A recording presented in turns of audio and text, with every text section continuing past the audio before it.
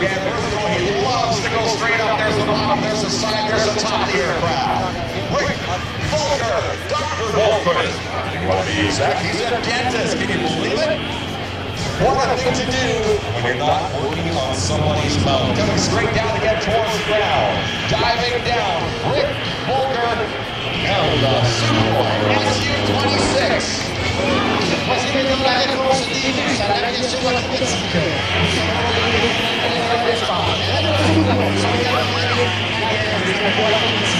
Cet appareil a remporté plus de compétitions acrobatiques que tous les autres appareils acrobatiques. Mesdames et messieurs, cet appareil est capable d'entraîner des forces de 36 G, 36 fois le poids du pilote. C'est-à-dire plus qu'un chasseur F-16. Bringing the aircraft back down towards the ground. This aircraft built of Kevlar, titanium, many exotic products that make this aircraft one of the strongest in the skies today.